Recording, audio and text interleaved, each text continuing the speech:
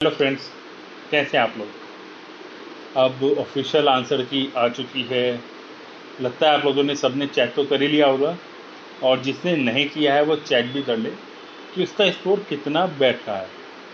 क्योंकि स्कोर एक आपको आइडिया देता है कि आपका ड्रीम कॉलेज आपके स्कोर के अंडर में आ रहा है या नहीं आ रहा है। तो उसको आपको चेक कर लेना चाहिए, पहली चीज़।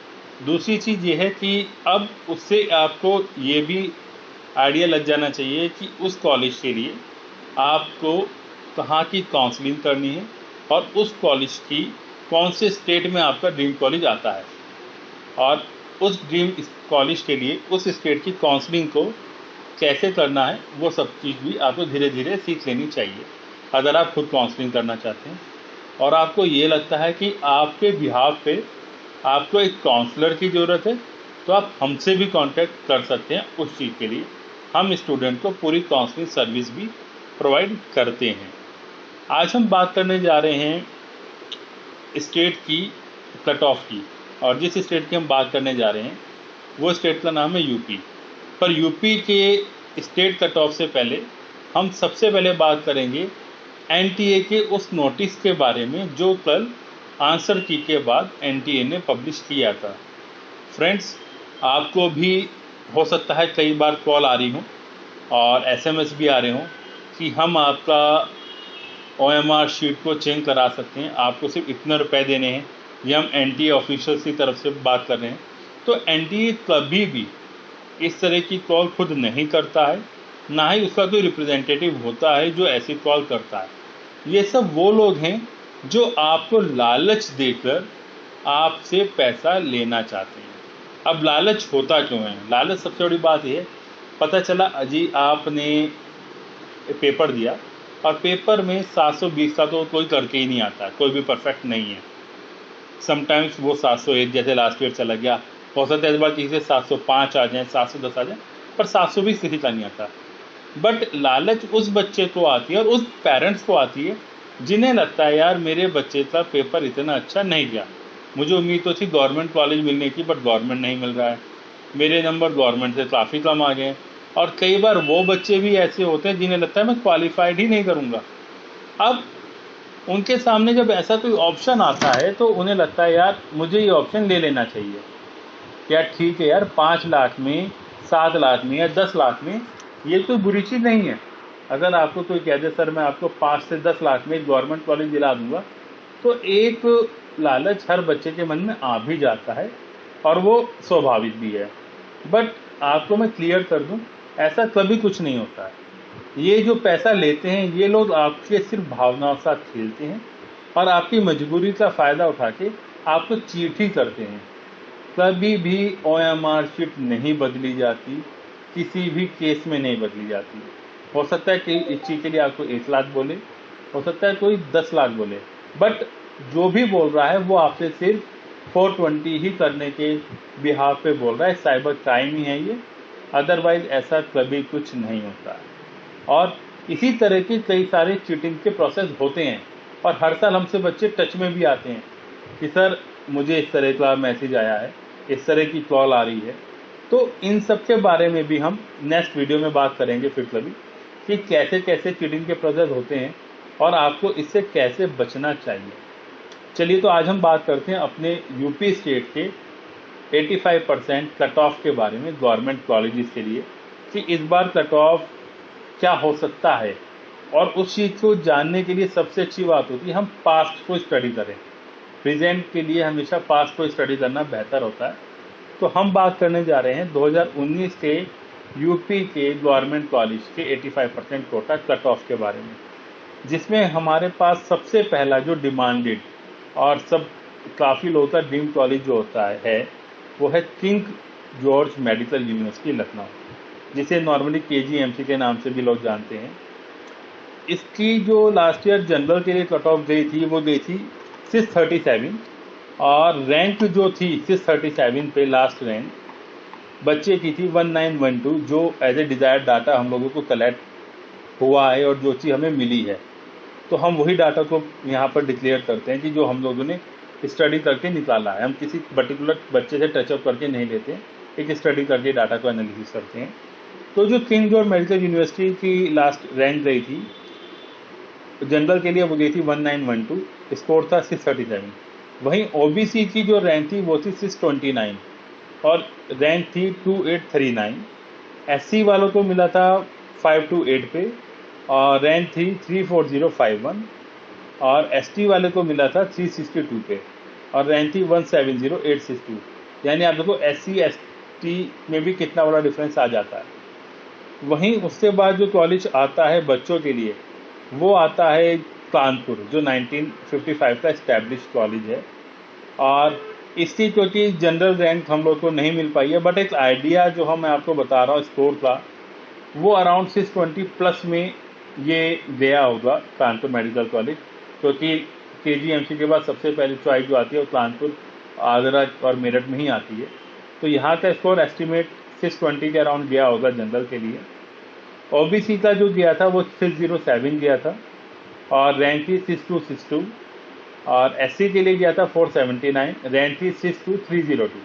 एसटी के लिए गया था 348 और रैंक थी 18826। वहीं इस कॉलेज में ईडब्ल्यूएस कोटा भी था, तो ईडब्ल्यूएस कोटा वाले जो बच्चों को गया था कट ऑफ वो गया था 607। उसके बाद हमारा कॉलेज आता है एसएन मेडिकल कॉलेज आगरा, जिसका पूरा नाम है सरोजनी नायडू मेडिकल कॉलेज। सरोजनी नायडू की जो जनरल की कट ऑफ गई थी वो गई थी 597 और रैंक थी 8510। ओबीसी में गया था 591, रैंक थी 9822। एससी का गया था 458, रैंक थी 77200। इसके बाद हम कॉलेज की बात करते हैं लाला लाजपत राय मेडिकल कॉलेज मेरठ। इसमें जो हमारा जनरल का रैंक गया था कट ऑफ वो था 599 नंबर और जो रैंक थी वो थी आपकी 8065। ओबीसी में गया था 595, रैंक थी 8992। एससी के लिए गया था हमारा 464, रैंक थी 73064 और एसटी का गया था 361 और रैंक थी 17253। उसके बाद कॉलेज की बात करते हैं हम मोतीलाल नेहरू मेडिकल कॉलेज प्रयागराज की।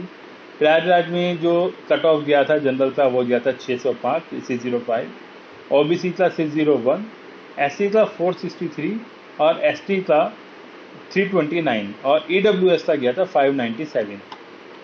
आपका महारानी लक्ष्मीबाई मेडिकल कॉलेज झांसी का जो जनरल का कट ऑफ गया था वो गया था 590, ओबीसी का 585, एससी का 448 और एसटी का 255 एंड ईडब्ल्यूएस में गया था 587।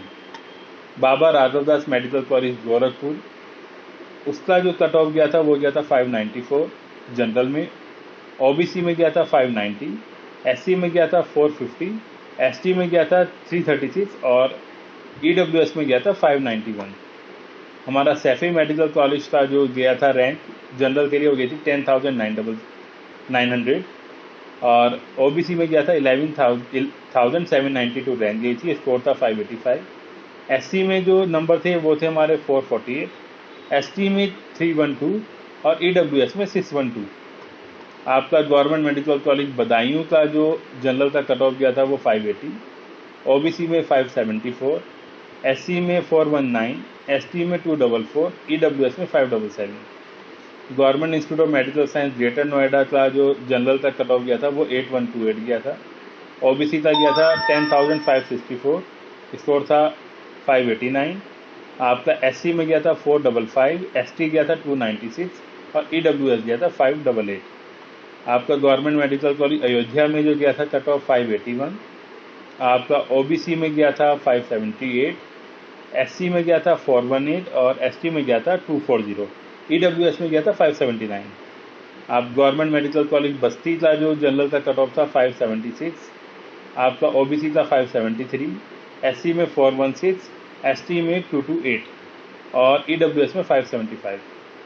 गवर्नमेंट मेडिकल कॉलेज बस्ती में जो गया था आपका 576 आपका हो गया है। गवर्नमेंट मेडिकल कॉलेज बहराइच में जो आपका गया था 575 जनरल का, ओबीसी का 573, एससी का 413, एसटी का 243 और ईडब्ल्यूएस में 575।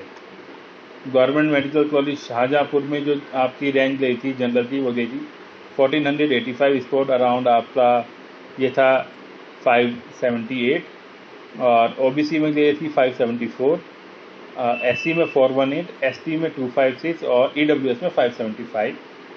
गवर्नमेंट मेडिकल कॉलेज फिरोजाबाद का जो गया था जनरल का कट ऑफ 580, ओबीसी का 576, एससी में 421 आपका, और एसटी में गया था 246। Government medical college Ambedkar Nagar का जो कट ऑफ गया था 584, ओबीसी में 579, एससी में 426 और एसटी में 285। वहीं गवर्नमेंट मेडिकल कॉलेज कन्नौज का जो गया था जनरल का 586, ओबीसी का 580, एससी का 426, एसटी का 262। और गवर्नमेंट मेडिकल कॉलेज सहारनपुर की जो कट ऑफ गई थी वो गई थी 582, ओबीसी में 577, एससी में 421 और एसटी में 249। फ्रेंड्स, इस सब चीज़ को देखकर आपको ये भी लगता है यार मेरे नंबर इतने आ रहे हैं तो मुझे कॉलेज मिल जाएगा। नंबर से ज़्यादा जो मैटर करता है वो करता है आपकी रैंक क्या बैठती है। एक स्टेट कॉलेज को लेने के लिए सबसे इम्पोर्टेंट पार्ट होता है स्टेट रैंक का भी। कई बार ऐसा होता है नंबर तो आपके 600 आ रहे हैं बट पता चला 600 से और टॉपर तक में वो बच्चे बहुत ज़्यादा आ गए, तो वहाँ रैंक का भी फ्लक्चुएशन आ जाता है।